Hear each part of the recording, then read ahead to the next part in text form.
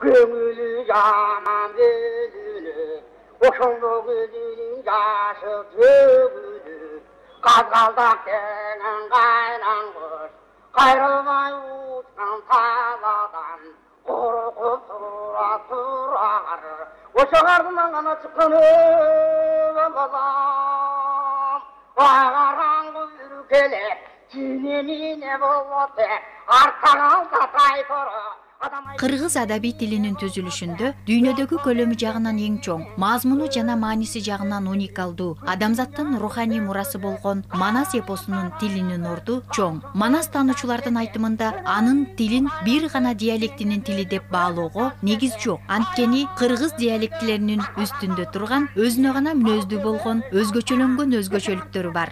Ошондуктан Манас эпопеясы Manas'ın yanındağı ulu geni birinci Manasçı romandın ırçuğulu adegенделе ошол мисалы айың менен күнүңдүн бир өзүнөн бүткөндөй алтын менен күмүштүн шүрөөсүнөн бүткөндөй асман менен жериңдин тирөөсүнөн бүткөндөй түбү калың кара жер Манаска жердигинен түткөндөй деген гениалдуу саптарды кийинки генийлер дагы мындан ашыра айтылган эмес. Демек, менин биринчи тыянагым Манас эпопеясына алы жетиш үчүн Манас эпопеясын шунчалык көркөмдүк менен чагылдырылыш үчүн кыргыз тили, демек кыргыз эли албетте, кыргыз тили Manaska çeyin mingdеген жылдар бою өсүп өнүп, анан ошол Манас эпопеясын жаратканга даяр болгон. Misal үчүн ошол Манастын доорунда, кыргыздын ошо кездеги улуу гүлдөгөн доору, ошол Манас доору. Ошол гүлдөп турган доордо, ошо биздин аймагыбыз абдан кеңип, Сибирден баштаган, Индияга чейин, Кытайга чейин, Тибеттин чөлүнө чейин аймактын баары Манас немеси, ааламы Манастын жерине аталган. Манас эч убакта алардын тилинде басынткан эмес. Болгону, эгерде мени сыйласа, кыргызды сыйлаганы, мага кандай шарттарда болсо, бөрөк элдер келип кайрыла турган болсо, эң биринчи мага келердин астында кыргыз тили менен келип сүйлөп, сураган сурагындагы башка иштерди да ошо менен бүтүрсүн деп Манас ушундай жардык берген да. Көрдүм, ушундан бир масал келтирсем, кече ал окуйган Анжиянды басып жатканда Манас бабабыз кол бурайт. Анжияндан ал окуйны кууп чыгайын. Бул Анжиян атамдан калган жер, илгертен, байыртан кыргыздын жери. Деп Манас ошондо баягы жарлык берип, туштун баардыгына жардык бергенде, ошондо жардыгына кошо мондай деген ырсаптары бар да, келтирет. Тилимди билген эл болсо, тилимди билип келсин деп, тилимди билбес эл болсо, тилимечи жооп берсин деп. Жардык салды баарына, жалпы журттун баарына деп туруп, Манас мондай немелерди чечимди чыгарып кабыл алдырганда, көрдүңбү? Ошондо бул эмнеликти билдирет, бул кыргыз тилин эң биринчи орунга койгондукту билдирет. Манастын тили көөнөлүк менен жаңылыктын баарын жуурулушкан жери деп түшүнүшүбүз керек. Байыркы көөнө замандан берки, көй күндөрдөн берки унутулбай келаткан сөздөр, айрым адамдардын акылынан чыгып кеткен сөздөр ошол Манаста бар. Ошол эле учурда Манастын тили бүтүндөй кыргыздын чулуу тили. Нарындын тили, көлдүн тили, Баткендин тили, Оштун тили, өзгөндүн тили дегенде эмес, ошолордун баарын бириктирген тил. Ошол себептен дагы Манас тилге бай, сөзгө бай болуп атат да. Демек, бүтүндөй кыргыз тилинин корунда жаткан сөздөрдүн баары Манаста бар десек болот. Радлов, Валихановтар жыйнаган кезинде эле мындан канча кылым мурда болуп кетти. Ошондо эле айтылганда, андан кийин илимпоздорду изилдеп келе жатат. Бирок азыркыга чейин Манастын тилинин эмне экендиги, анын маңызы ачыла элек. Анын маңызын ачыш үчүн Манастын өзү эмне, бул эмне деген эпос экенин билиш керек да. дүйнөлүк эпикалык ой жүгүртүүнүн контекстинде караганда Манас көп жагынан кайталангыс чыгарма. Биз көлөмүн эле айтабыз, көлөмүнөн башка дагы өзүнүн жанрдык, стадиалдык табияты боюнча кайталангыс чыгарма. Бул тарыхый баатырдык эпостордун ичине кирет дагы, ошонун ичинен дагы мамлекеттик жана улуттук маселени чагылдырган, ошону көркөм иштеген эпос болуп саналат да.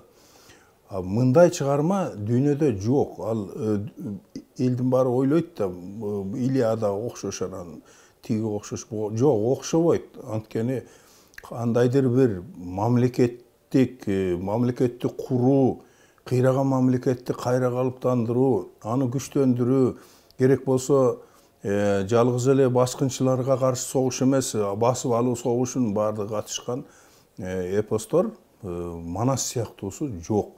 Манас эпосунун тили диалектилерди, негизги тилдин өзүн жалпы камтыгандыктан, элдин улут болуп калыптанган учурундагы тилинин диалектисине дагы, күнүмдүк тиричиликте колдонулуучу тилге дагы, адабий жазма тилге окшобогон кыргыздардын улут болгонго чейинки оозеки адабий тили болуп эсептелет. Мындай эпостордун тили эми орусча терминологиясында надиалектная форма языка деп коет, ушундай теория бар. Диалектилердин бардыгын камтыган тил катмары деген кеп да. Манаста кыргыздын элдик тили дегенде бардык диалектилерди кошуп, камтып, ошонун сөз байлыгын камтыган чыгарма болот да, мындай чыгармалар. Ошону менен бирге эле эми биз түрк элдери кече эле бири-бирибизден ажырашканбыз да, 1000 жыл мурда эле бир улуттай болгонбуз. Анан азыр эми ар башка улут болуп калбадыкпы? Бирок тил кыймылдуу болгону менен ошол эле мезгилде консервативдүү, эски нерселердин баарын сактап кала берет да. Мана Манастын тилинде бир гана болады, келеди деп жана казактардын да колдонулган тилдер эмес, ошондой эле энди деген сөз, мисалы үчүн ичкилик диалектисинде колдонулган сөз. Ал эмес, соңура деген да сөз бар. Соңура дегенди огуздар колдонот, азыркы түрктөр колдонот. Ал эми Манаста ошо соңура деген да, кийин деген мааниде бар. Бул эмне деген кеп? Бул деген ошол Манас ошондой өзгөчө чыгарма болуу менен бирге бир гана кыргыз диалектилеринин лексикалык байлыгын гана эмес, башка түрк элдеринин лексикалык байлыгын камтыгандагы чыгарма болуп эсептелет да. Учурунда Касым Тыныстанов эле Сагынбайга ушундай нерселерди айткан экен да, анан жууду бутуна, анан жууду колуна болуп, сиздики орусча өзбекче болуп кетип атпайбы? Анан сиздики кээ бир жерлеринде муундар ашып кетип атпайбы деген сындарды койгон да. Ошондо Сагынбайдын таарынганы бар. Ошондой бийик деңгээлдеги окумуштуулар, Касым Тыныстанов сыяктуу деңгээлдеги окумуштуулар дагы Манасты толук кабылдай албай жаткандыгынан кабар берет бул. Себеби ичкилик диалектиси дейбиз, кыпчак диалектиси дейбиз, мына ошолордун баардыгын Сагынбай өзү кочкордон болуп атса, ошолорду пайдаланганда эмне үчүн аны пайдаланып атат дегенчелик доматтар айтылып атат да. Манас ошол тилди, ошол сөздөрдүн баардыгын жерибестен ичине камтып алган, батырып алган, ошон үчүн Манас болгон. Ошондой генендик, ошондой кеңдик керек. Керек болсо тектеш элдердеги айтылып жүргөн сөздөр, маселен, таңга жайып жолдошол, таанымал жерден жолдошал дейт да. Манаста айтылып атат. Анан аны чечмелөөдө таңга жайып деген укмуш деп берип койгон. Ал сөз ажайып деген сөздөн келип чыгып атат. Казак тилинин ыңгайына аралашып, ошол жактагылардан ооп келген сөз катары калып атат да. Гажайып дейт да. Таң гажайып деп атат. Таң аткандай ажайып жолдошторду таап ал деген сөз болуп атат да. Ушундай тектеш тилдерден дагы оошуп кеткен, аралашып кеткен себеби Манас ошон үчүн Манас. Манаста ошол казак бар, ошол өзбек бар, ошол кытай бар. Мына ушулардын тилдери дагы бардыгы кездешет да. Өзгөчө Сагынбайдын кереметин айтып түгөтө албайсың. Ал жерде жалаң кыргыз тилинин гана кору эмес, ошол кыргызга тектеш элдер. Маселен, казактын сөздөрү кездешет, өзбектин сөздөрү кездешет.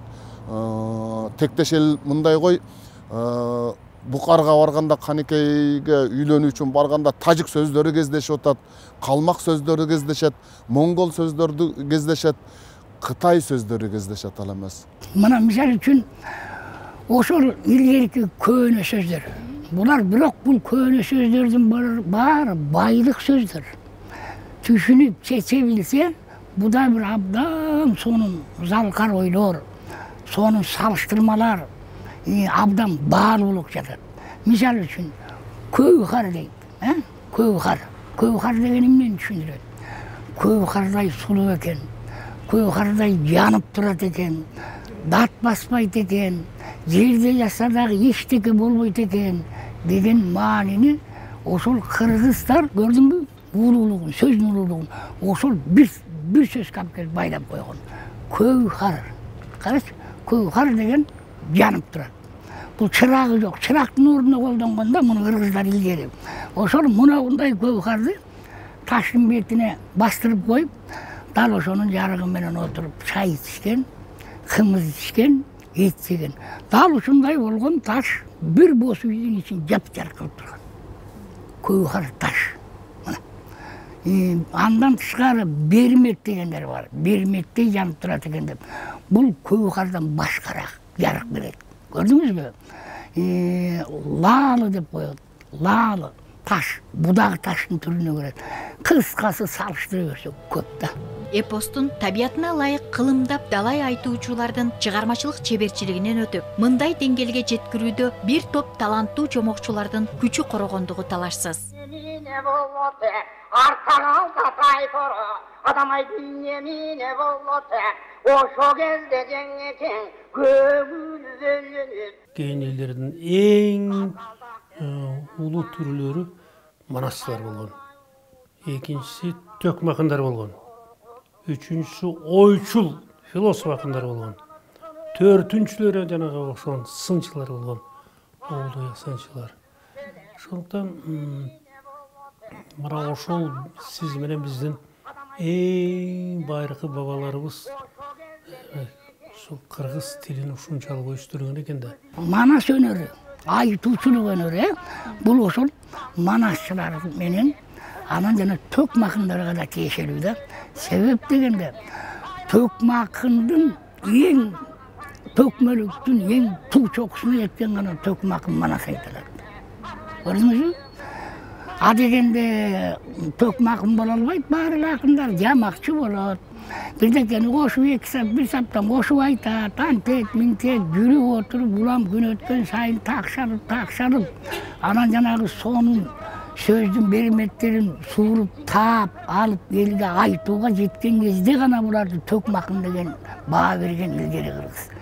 Болбосо эки саптын башын кошо эле ырдаганга төкмө акын деген ат берген эмес. Кайдан ошол биринчи баскыч жамакчылык, экинчи баскыч ырчылык, үчүнчү баскыч акындык, анан жогоркусу төкмө акын деген нам берилген. Төкмө акын бул өзү ырдын берметин сууруп ырдаганда, таап ырдаган. Көрдүңүзбү? Дал ошондой деңгээлге жеткенде гана ошого төкмө акын деген ат берилген. Ошол төкмө акын гана манасчылык эмеге жетише алат да. Ошол гана манас айтылат ошол. Анан ошондон улам сезсеңиздер, бүгүнкү күндөгү биздин жанагы жаңыдан чыгып аткан балдарыбыз дагы ошондой бийиктикке баары жетет, ошол жолдо баратат, жеткени да бар. Манас эпосунун башка тилдерде баяндалышы мажму ат таварихке байланыштуу. Аталган чыгармада эпостун айрым окуялары тажик тилинде берилген. Василий Радлов жазып алган текстти 1885 жылы немис тилинде өзүнүн котормосунда жарык көргөн. Чокон Валиханов көкөтөйдүн ашын кара сөз түрүндө которуп, Джунгария очерктеринде жарыялаган. Ал эми орус тилине которуу иштерине 1939 жылдары көңүл бурула баштаган. СССР элдеринин эпосу сериясынан Сагынбай Орозбак уулунун варианты боюнча Манас эпосунун 4 томдугунун кыргыз-орус тилдеринде чыгышы Манасты которуудагы зор маанилүү окуя болгон. Эпостун үзүндүлөрү казак, орус, өзбек, англис, немес жана башка дүйнөнүн көптөгөн тилдеринде жарык көргөн. Шытай кечүү, таш кечүү, алмамбет билген маш кечүү дейт да. Анан түшүндүрмө сөздүккө бул Шытай кечүү өзүнчө топоним катары, таш кечүү өзүнчө топоним катары кеткен да. А көрсө ошол бир эле жердин аталышынын кытайча аталышын өзүнчө, кыргызча аталышын өзүнчө берип аткан экен Сагынбай. Шита дегенди бүгүн бизде ошол кытай тилин билген манасчыларыбыз дагы бар, Кытайдан келген манасчыларыбыз бар. Ошолор аркылуу сураштырып билгенде шита деген сөздүн өзү таш кечүү дегенди билдирет экен да. Мына ошончолук деңгээлде бул аяндан алынган нерсе экендигин айгинелеп турган нерсе да. Кытай сөзүн айттык. Батышка болгон жортуулунда керек болсо орус сөздөрү бар. Орус сөздөрү да кадимкидей кирип кеткен. Сарит болгон аяры сапсым күйүп кетти да. Сапсам деген сөздү кыргызчалап ийген жагдайлар кездешет. Ушундай тил байлыгына келгенде өтө көп. Бул кандайдыр бир бурмалоо, алымча кошумчалоо деген түшүнүккө жатпайт. Чолок акыл менен мынтип да ойлонуп алгандар бар да. Тилдин өзүнүн баюу жолдору деген түшүнүк бар. Ошондой кабыл алуу менен, башка элден келген сөздөр, терминдер менен, аларды которуп алуу менен, тилдин ыңгайына, жатыгына ылайыкташтырып алуу менен байып жүрүп отурганда, мына ошондой нерсеге салым кошкондор кимдер болгон дегенде эң ириде сөз багып сөз аздектегендер, манасчылар, ырчылар, төкмөлөр, чечендер, мына ушулар болгондагы алардын сап башында ошол Сагынбай Саяк байталарыбыз турат. Таң калыштуусу башка бир да жерден кезикпеген сөздөр ушулардын манасынан кезигет. Анан аны чечмелеп отурууга туура келет. Илимий басылмада жүрөт манастын баягы Жакып эми балалуу болбосом ушу баары калат аркада деп анан ошондо кур калат деген сөз бар. Кур деген сөз түшүнбөгөндүгү үчүн муну өчүрүп салалычы мааниси жок деп өчүрүп койгон. Бирок кур деген сөз бар да, эң эски сөз бул. Кур деген бул таптакыр баш бербей калган жылкы. Такыр жапайы болуп, жайлоодо жүрүп жапайы болуп баш бербей калган жылкыны кур дейт. Мына ушундай сөздөр бар да, мындайлар эми миңдеп саналат. Ошол сөздөрдүн баардыгын түшүндүрүш керек, кайра жаңы лексикага айландырып, кайра адамдар колдоно турган акыбалга алып келиш керек. Башка тил түркөй элдеринин тилдери менен салыштырып изилдеп, жалпылыктарын, анан семантикалык айырмачылыктарын такташ керек. Ушулардын баардыгы алдыда жасала турган иштер болуп эсептелет. Манас эпосун изилдөөчү Василий Радлов кыргыздар өздөрүнүн түрк уруулаштарынан укмуштуудай сүйлөө чеберчилиги менен айырмаланат. Жөнөкөй эле сүйлөшүүлөрдөгү сүйлөмдөрдү уйкаштырышы ыр сыяктуу таасир калтырат. Сөздү айтканга да, укканга да кумарланган эл. Чечендиктен чексиз рахат алып, сөз күчүн бул жарык дүйнөдөгү эң кудуреттүү көркөм өнөр деп баалайт деген кыргыздын ошол замандагы сөз кудуретине таң калганы бар. Aalам Манас да ошондой кеңири Манас дүйнөсү, ааламда бу да бир өзүнчө. Бул изилденип да бүтпөйт, айтылып да бүтпөйт. Кыргыз эли бул кылымда бул дүйнөдө жашап турганда эч убакта көнөрбөйт. Өнүксө өнүгөт, бирок эч убакта жоголбойт. Бул анткени кыргыз менен Манас бир, Манас менен кыргыз тили бир, кыргыз менен Манас тили бир. Кээ бир ошол мурда окумуштуулар булар түшүнүктүү эле деп калган нерсени бүгүнкү коом түшүнбөй калды. Мындан 50 жыл мурда кадимкидей эле турмушубузда пайдаланып жүргөн сөздөр бүгүн архаизмге айланып калды. Ушул сыяктуу нерселер болуп кала берет экен да. Демек, улуттук өзгөчөлүгүбүздүн өзөгү тил, улуттун оңгу олжосу ой, сынганы сөз, нускоосу улуулардын салты, урааны Манас, эл байлыгы тил экени талашсыз.